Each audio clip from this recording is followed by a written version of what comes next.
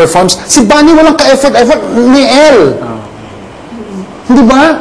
Si Bunny parang may grasa mga tadyan yan eh. Hindi ba pag gumagalaw lang si Bunny na gano'n?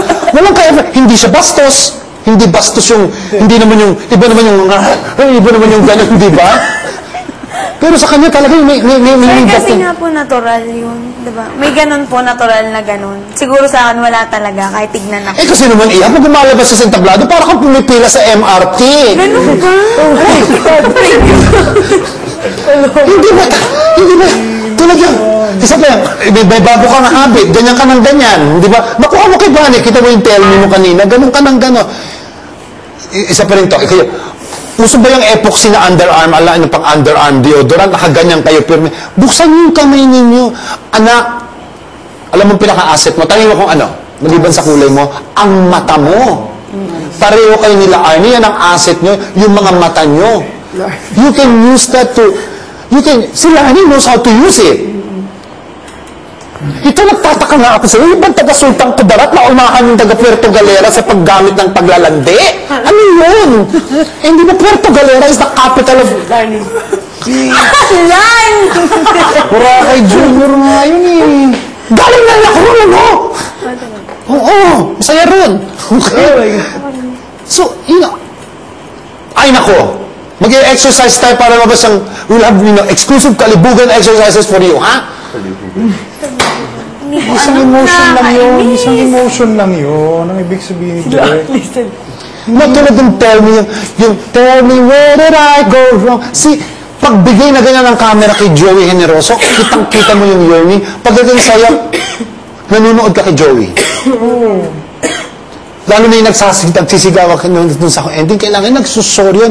Kayang-kaya mo yun, kayang-kaya mo yun, Lisel. And with your eyes, ay, Diyos ko. What is holding you back? Tell me. Ano ba? Yung mga joke natin, mga ganyan-ganyan. Wala naman akong maisip na ganun, sir. Hindi ko alam talaga pag nandun sa taas. So you want to be Beyonce?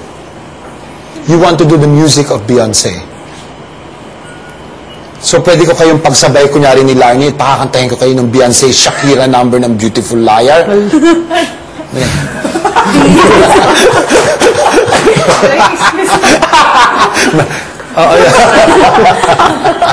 Lali ko lang.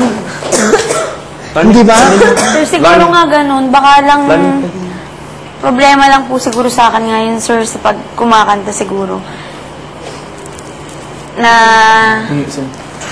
Siguro nga, sir. Na ano? Hindi ko ganun kaano yung kanta. Baka hindi ko lang masyadong in-eternalize ang sarili ko. Sige, let's work on that, ha? Let's work on that. And then, himayin yung mga feelings pwede sa kanta. Pero alam mo, anak, walang mangyayari unless bumukas ka rin. And your willingness to share. Ayun, alam mo, ano ko, ha?